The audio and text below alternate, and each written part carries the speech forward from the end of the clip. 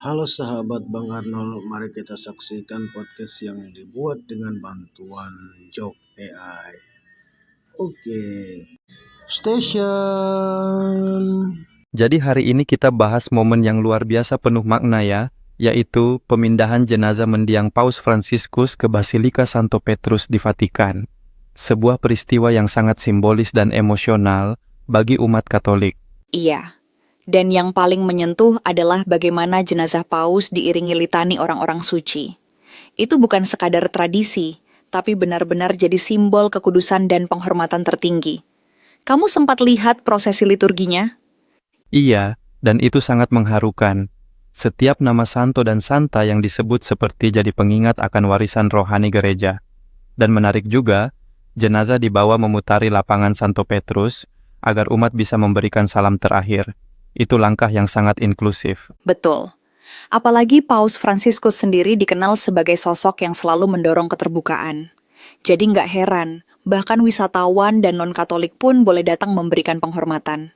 Ini sesuai banget sama semangat pastoral beliau. Setuju. Dan ternyata pengamanan juga sangat ketat ya. Ada ribuan personel, pengecekan tas, bahkan penjaga berkuda. Agak berbeda dibandingkan hari-hari biasa di Vatikan. Tapi memang wajar sih. Mengingat ini bukan hanya acara keagamaan, tapi juga momen bersejarah dunia.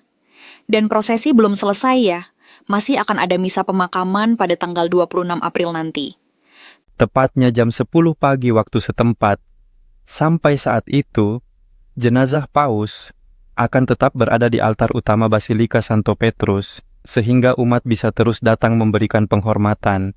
Dan Basilika dibuka untuk umum mulai hari ini, jam 11 pagi waktu setempat.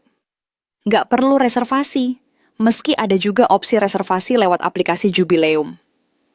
Menarik ya, kombinasi tradisi dan teknologi.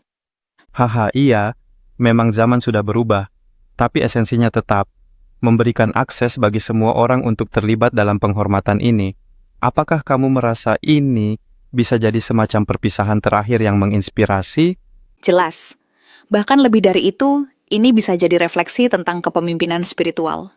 Banyak yang merasa kehilangan, tapi sekaligus terinspirasi untuk melanjutkan semangat pelayanan yang beliau bawa. Dan mungkin juga jadi pengingat bagi kita semua bahwa akhir hidup bukanlah akhir dari pengaruh seseorang. Justru, warisannya terus hidup dalam umat yang dilayani. Wah, itu dalam banget. Dan buat pendengar kita, mungkin ini saatnya bertanya ke diri sendiri. Warisan seperti apa yang ingin kita tinggalkan? Pertanyaan yang tepat untuk menutup episode hari ini. Terima kasih sudah mendengarkan, dan semoga momen ini membawa kedamaian serta refleksi bagi kita semua. Sampai jumpa di episode berikutnya. Terima kasih sudah menonton podcast ini. Dan jangan lupa memberikan saran, kritik, dan masukan yang positif.